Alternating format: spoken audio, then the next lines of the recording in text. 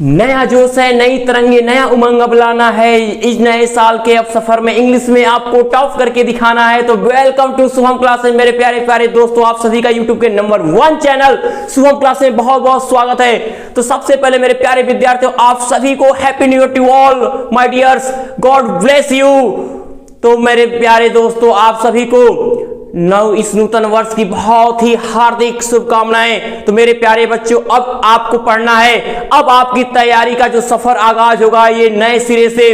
अब आपको सबसे ज्यादा जो मजबूती देता है आपके इंग्लिश में, बिना इसके कुछ होने वाला नहीं है। तो ये है आपका ट्रांसलेशन, जो आपके 10 मार्क्स का आता है। 10 नंबर तो बस ट्रांसलेशन कहने को है, लेकिन पूरी इंग्लिश, आप हिंदी मीडियम से बिलोंग करते हो, पूरी इंग्लिश यदि आपको ट्रांसलेशन बनाने का तरीका आ रहा है तो पूरी की पूरी इंग्लिश में आप एक्सप्लेनेशन हो, चाहे शॉर्ट आंसर हो, चाहे लॉन्ग आंसर हो, चाहे कॉम्प्रिहेंशन हो, सब कुछ आप तैयार कर सकते हो अगर इसके मेथड को आपने तैयार कर लिया। उससे पहले एक इंपॉर्टेंट अनाउंसमेंट अनअकैडमी की तरफ से। अनअकैडमी आपके लिए लेकर आए अनअकैडमी असेंट, जिसमें क्लास 6 से 12 तक के किसी भी क्लास के स्टूडेंट पार्टिसिपेट कर सकते हैं। इसमें all India championship for class 6 to 12 ये बेसिकली होगा जनवरी 10 को 2021 में। और इसमें अगर आप पार्टिसिपेट करते हो, अगर आपकी प्राइज आती है तो आप 5 लाख तक की स्कॉलरशिप जीत सकते हो। तो जितने स्टूडेंट देख रहे हैं, डिस्क्रिप्शन में लिंक प्रोवाइड कर रहा हूँ, उस लिंक पर क्लिक करके इसमें आप पार्टिसिपेट कर सकते हो। इसमें पार्टिसिपेट करने के लिए आपको कुछ नहीं करना है, अनअकैडमी ऐप डाउनलोड कर जैसे ही लिंक पे क्लिक करोगे इनरोल का ऑप्शन आएगा, उस पर इनरोल कर अपने सारे क्लास अटेंड कर सकते हो। ठीक है, जितने भी स्टूडेंट इस वीडियो को देख रहे हैं, डिस्क्रिप्शन में लिंक है, वहां पर एक कोड मांगेगा, तो कोड मांगे तो शुभम@12 जैसे डालोगे आप बिल्कुल फ्री में इनरोल कर लोगे। ठीक है, तो स्टार्ट करते हैं आज की इस वीडियो को। तो यकीन मानिए, तो मैं उम्मीद करता हूं कि आप इस वीडियो के साथ शुरू से लेकर अंत तक बने रहेंगे और एक भी नियम को आपको मिस नहीं करना है। आज ये तरीका आप सीख लेना, नई शुरुआत कर लेना। तो हिंदी को इंग्लिश में कैसे लिखें ये आज आपको जानना ही पड़ेगा। तो देखिए मेरे प्यारे बच्चों, जैसा कि आप पढ़ते आए हो, अभी तक आप लोग लगातार पढ़े हो, लगातार सीखे हो कि सबसे पहले क्या सीखते आए हो, टेंस। यानी टेंस का मतलब होता क्या है, काल। अब कहोगे सर काल टेंस तो हम पढ़े हैं, पढ़ना और पढ़ाना और उसकी जानकारी सटीक रखना ये इंपॉर्टेंट करता है। तो अब आप ये जान लीजिए कि टेंस का मतलब तो काल होता है, लेकिन tense is a verb. Tense is a verb which indicates the time of action. Tense is a verb which indicates the time of action. Tense एक verb है। Tense क्या है, एक verb है जो काम करने के समय को बताती है। Tense एक verb है जो काम करने के समय को बताती है, यानी कि अगर टाइम में आपने कोई एक्शन किया तो ही टेंस हुआ। उस टाइम को डिनोट करने के लिए हम एक वर्ब का यूज करते हैं और वही वर्ब क्या होता है, टेंस कहलाता है। तो मेरे प्यारे विद्यार्थियों, अब आप जैसे आपको ये बार बार हिंदी में डिफिनेशन बताई जाती है कि कार्य करने के समय को टेंस कहते हैं। तो tense is a verb which indicates the time of action. तो टेंस एक वर्ब ही होता है जो टाइम को डिनोट करता है, तो टेंस बनता है। तो टाइप्स ऑफ टेंस की बात कर लें तो टेंस के कितने प्रकार होते हैं, क्योंकि अब आपको एक एक चीजों को गहराई से पढ़ना होगा, समझना होगा।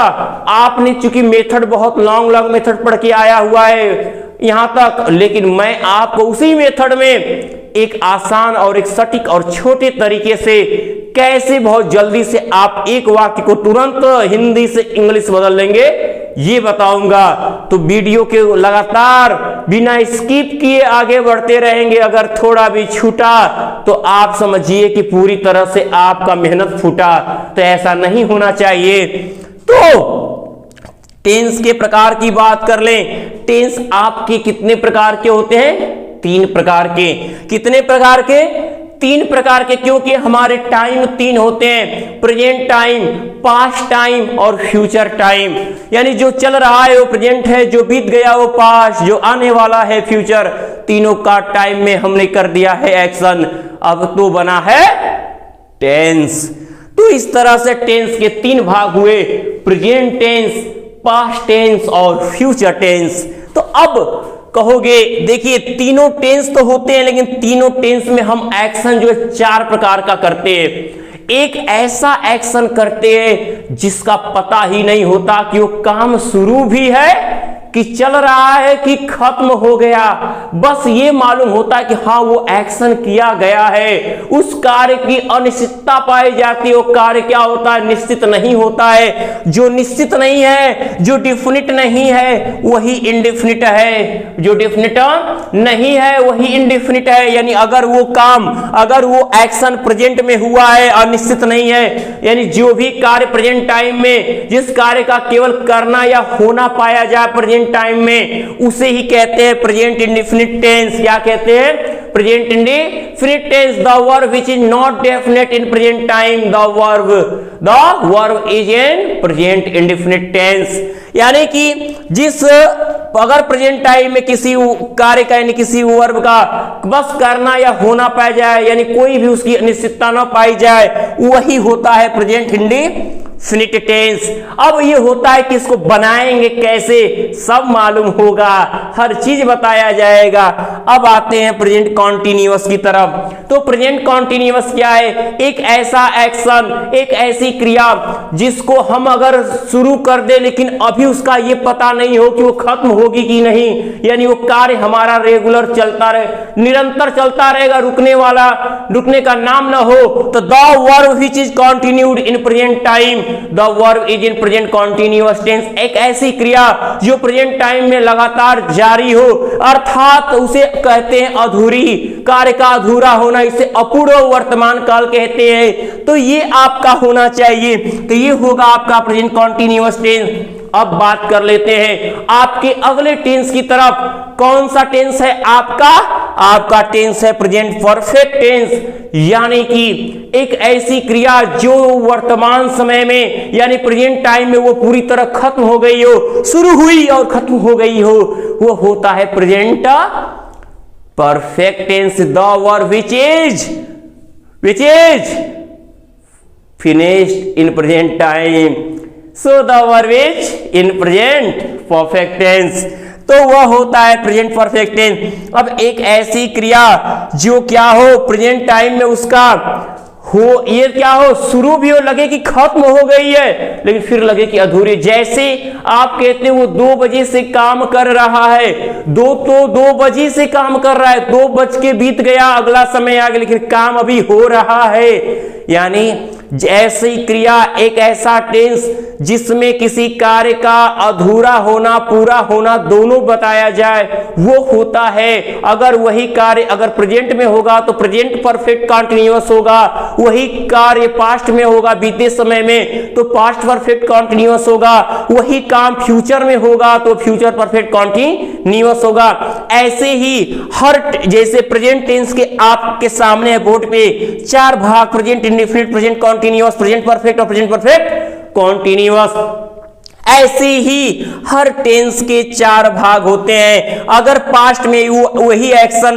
पास्ट में कर दिए जाएं तो वही बन जाता है past indefinite, past continuous, past perfect continuous.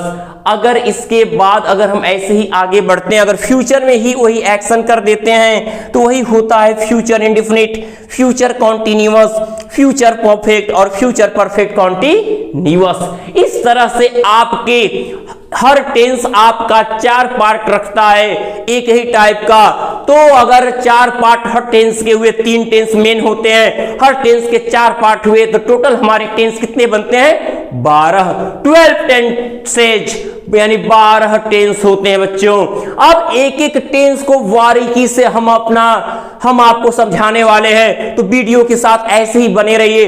इसके अलावा भी मैं आपको बता दूं, टेंस जैसे ही आप कंप्लीट करोगे, सबसे इंपॉर्टेंट टेंस कंप्लीट करने के बाद आपका आता है sequence of tenses. Sequence of tenses बच्चों, क्योंकि इसके जाने बिना बड़े वाक्यों को आप बना भी नहीं सकते हो। अगर इसको जानते हो, बच्चे टेंस सीख लेते हो, लेकिन सीक्वेंस ऑफ टेंसेज, टेंस का कालानुक्रम नहीं सीखते हैं कि किस आधार पे, अगर आपका प्राइमरी यानी प्रिंसिपल क्लास आपका जिस टेंस में हो तो सबऑर्डिनेट क्लास किस टेंस में होगा और उनके बीच किस तरह के कंजक्शन यूज होंगे, ये सब सीक्वेंस ऑफ टेंसेज, यानी इनको जानने के बाद इनका क्रम में लिखना आपको जानना होगा, तभी बड़े वाक्य आप आसानी से परफेक्ट ट्रांसलेट करोगे। तो अब इनके अलावा जैसे सीक्वेंस ऑफ टेंसेज आपने सीख लिया, इसके अलावा भी आपको सीखना पड़ेगा मोस्ट इंपॉर्टेंट टॉपिक्स। इनमें कौन कौन सी और चीजें होती हैं जो ट्रांसलेशन के लिए जरूरी हैं, तब जाके आप हिंदी को इंग्लिश में परफेक्ट ट्रांसलेशन कर पाओगे।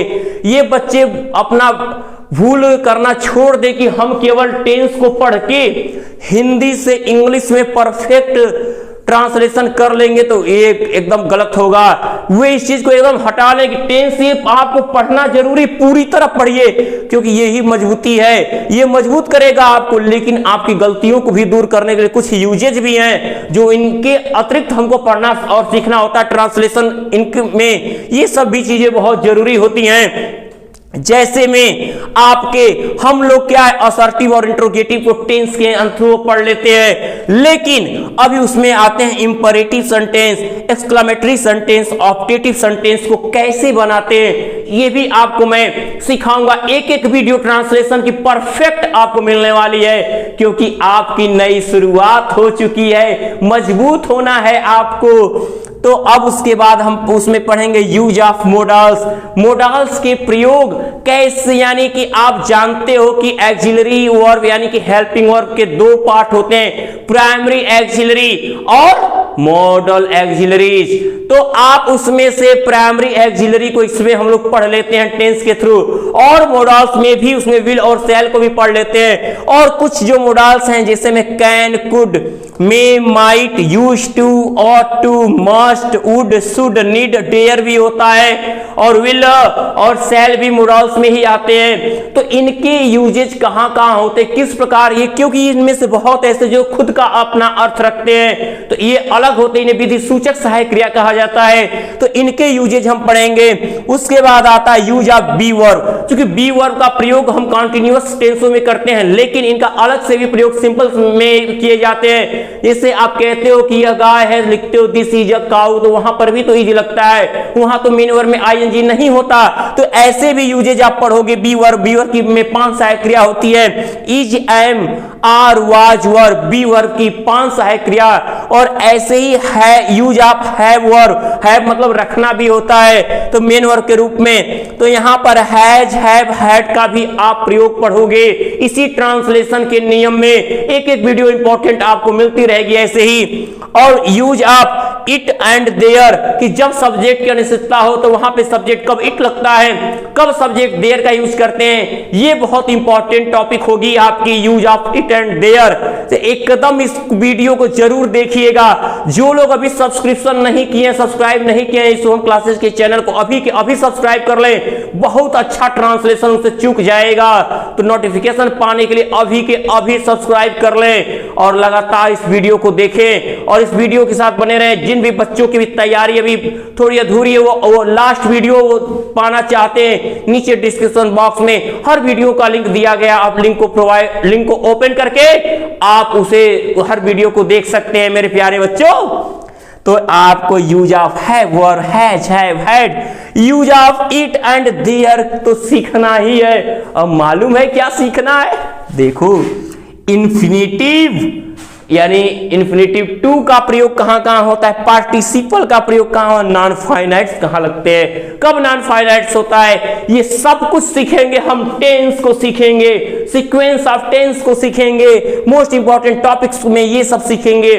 तो इसलिए ये सब ट्रांसलेशन के नियम सीखने के बाद तब हम पाएंगे 10 नंबर, क्योंकि करना है हमें ट्रांसलेट इनटू इंग्लिश। लिखा रहा translate the following into English, आगे दिए गए को इंग्लिश में अनुवाद कीजिए। तो आपको एकदम, क्योंकि आपका ये नियम हो गया, तो आप तो हिंदी अर्थ किसी का भी निकाल के हिंदी में याद करके इंग्लिश में ट्रांसलेट करके आपको पढ़ते हो, चाहे प्रोज चाहे पोएट्री, हिंदी में अर्थ जानते हो, लिखना आपको इंग्लिश में होता है। तो ये ट्रांसलेशन बहुत इंपॉर्टेंट टॉपिक है, ये सीखोगे आप सभी लोग एक एक करके। तो ये नए साल का ये नई शुरुआत मैं अब आपको दे रहा हूं। तो ये पीयूष सर अब आपको इस नए साल का ये आपके लिए सुनहरा गिफ्ट है ट्रांसलेशन। तो मेरे प्यारे बच्चों, यदि आज की ये वीडियो आपको बहुत पसंद आई है तो इसे ज्यादा से ज्यादा लाइक और शेयर करें। मैंने एक टॉपिक समझा दिया, टॉपिक को आप लोग नोट कर लीजिए एक बार। इस हर एक टॉपिक को क्या पढ़ना है आपको ट्रांसलेशन में। और इन टॉपिक को नोट करने के बाद मेरे प्यारे बच्चों, मैं उम्मीद करता हूं कि अब इसे इतना ज्यादा लाइक मारेंगे आपकी ये ट्रांसलेशन हर एक बच्चे के पास ही नहीं पूरे यूपी में पहुंचेगा और ये शुभम क्लासेज का नाम भी बहुत आगे होगा। तो मेरे प्यारे बच्चों, अभी भी जो लोग सोच रहे हैं सब्सक्रिप्शन करना, अभी के अभी तुरंत सब्सक्राइब कर लें। तो तब तक के लिए good luck, once again happy new year to all.